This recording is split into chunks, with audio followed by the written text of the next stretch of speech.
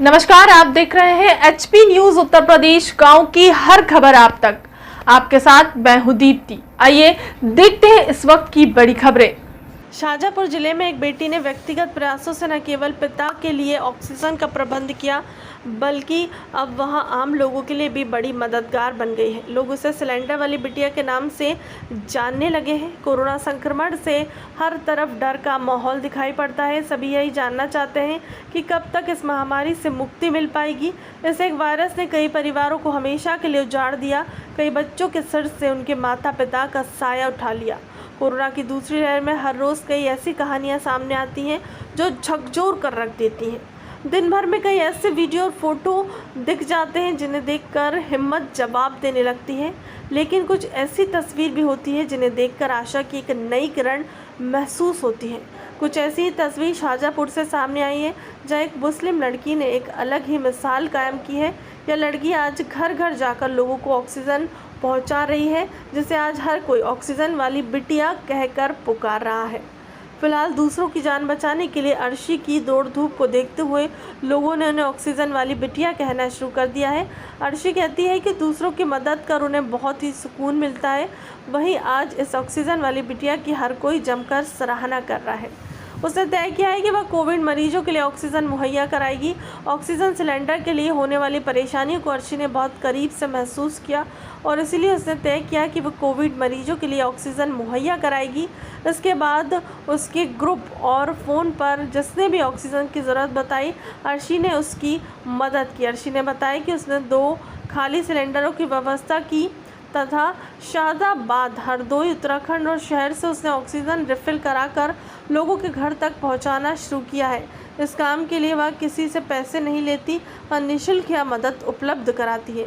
अर्शी ने अब तक लगभग 20 ऑक्सीजन सिलेंडर लोगों के घर तक पहुंचा चुकी है और इस काम में उसकी मदद उसके 2 भाई और उसके ग्रुप से जुड़े लोग कर रहे हैं।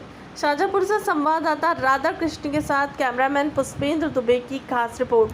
जेड ऑफिस भी गया था, वहाँ कोई सुनवाई नहीं। वहाँ कह रहे थे ऑक्सीजन कोई नहीं मिलेगी, तो हमने ऑक्सीजन लगा दिया था। तो उनकी हालत रात में ढेर बिगड़ गई, तो हम जिला अस्पताल ले गए।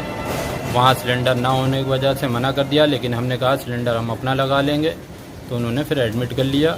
लेकिन वहाँ सिलेंडर खुद लगा, लेकिन कोई देखभाल नहीं हुई। जिस तरीके से अर्शी सिलेंडर लेके स्कूटी से घूम रही है, इसलिए अर्शी जो है स्कूटी से तो सिलेंडर लेकर घूम रही। इन्होंने हमारी मदद करी, लेकिन अफसोस मेरी माँ नहीं बची। इन्होंने बहुत हमारी मदद करी, लेकिन अस्पताल की व्यवस्था बिल्कुल चरमराई हुई है। वहाँ कोई देखभाल नहीं है, किसी तरीके की ट्रीटमेंट नहीं मिल रहा है।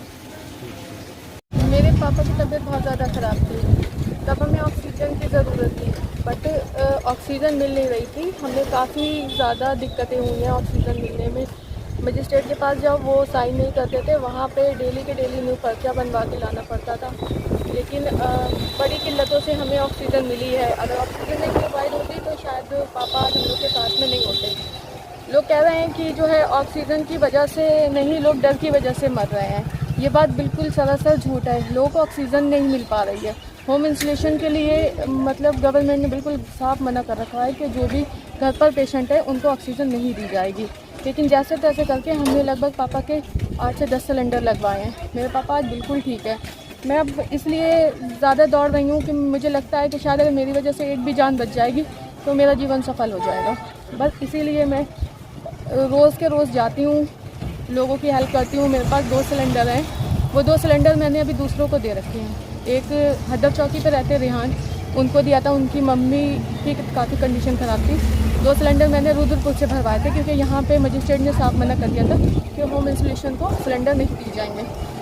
जो हमने 2 रुद्रपुर से सिलेंडर भरवाए थे उसके भी पैसे मैंने किसी से नहीं दिए थे, मैंने अपने पर्सनल पैसों से ही भरवाए थे और जो भी उसका खर्चा रहा वो मैंने उठाया। बाकी 2 सिलेंडर हमने डिस्ट्रीब्यूट कर दिए। अभी भी वो 2 सिलेंडर हैं मेरे पास में जो दिए हुए हैं, लेकिन हम वो जैसे ही खाली होते हैं तो मैं पूरी कोशिश करती हूँ अपनी तरफ से कि कहीं ना कहीं से उसे भरवा दूँ। कभी हरदोई जाना पड़ता है इसके लिए, कभी शाहबाद जाना पड़ता है। इस प्रोसेस में पूरा दिन बस भागा दौड़ी हो जाती है। ये काम हम आम इंसान का नहीं, ये काम हमारे मजिस्ट्रेट साहब का है और जो बड़े बड़े नेता बैठे हैं उनका है। लेकिन उनको बिल्कुल भी परवाह नहीं है, किसी की जानों की परवाह नहीं है। अगर वो थोड़ी सी हमारी हेल्प करे तो हम बहुत सारी जानें बचा सकते हैं। बस हम इतना कहना चाहेंगे, अगर कोई कोई भी हमारी हेल्प करना चाहता है तो हम अपना कॉन्टैक्ट नंबर दे देंगे, हमसे जुड़े, ऑक्सीजन प्रोवाइड कराए, अगर जैसे भी हो सकता है लोगों की जान बच जाए। तो अब तक आपने कितने लोगों को सिलेंडर भरवा के दे चुके हैं और अब तक कितने लोग ठीक हुए? हमने 3-4 लोगों को अभी तक ऑक्सीजन सिलेंडर प्रोवाइड करवाए हैं और उसमें से काफ़ी लोग ठीक भी हुए हैं। अभी भी एक पेशेंट हैं दुर्गा टॉकीज के पास, सर सैयद नावेद, उनके पापा रिक्वानी है, उनको भी ऑक्सीजन सिलेंडर हमने दे रखा है। उनके भी पापा की हालत में अब काफ़ी सुधार है, लेकिन हाँ अगर ऑक्सीजन ऐसे ही मिलती रही उनको तो वह ठीक हो जाएंगे, और अगर ऑक्सीजन मिलने में दिक्कत हुई तो ऑक्सीजन लेवल ही जब कंट्रोल नहीं होगा तो लोग क्या करेंगे, लोग अपनी जान से हाथ धो बैठे तो हैं। अब सरकार से किस तरीके की? सरकार हाँ, मजिस्ट्रेट साहब बोलते हैं कि आप ज़िला हॉस्पिटल में एडमिट कराइए पेशेंट को या किसी भी प्राइवेट हॉस्पिटल एडमिट कराइए। हमें एक बात पूछना चाहेंगे उनसे कि हम हॉस्पिटल में एडमिट कराते हैं, हॉस्पिटल में वो हम लोग को फैसिलिटी क्यों नहीं दे रहे हैं जब वहाँ पे बेड नहीं है, ज़मीन में पेशेंट पड़ा है, एक तो वो वैसे ही बीमार है, ऊपर से वहाँ जाकर ये सारी कंडीशन देखकर और बीमार हो जाता है। इसलिए हॉस्पिटल में फैसिलिटी उन्हें देनी चाहिए उस हिसाब से।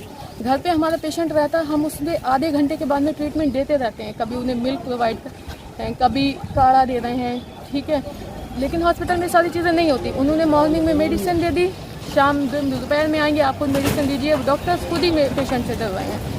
इस कंडीशन में बताइए पेशेंट का क्या होगा। हम लोग इसीलिए डर की वजह से हॉस्पिटल नहीं लेकर जाना चाहते हैं। तो आप इसी तरीके से लगातार स्टाफ करेंगे क्या? जी बिल्कुल, मैं अपनी पूरी कोशिश करूँगी। मुझे पूरा महीना हो गया, रमज़ान शरीफ का महीना है ये।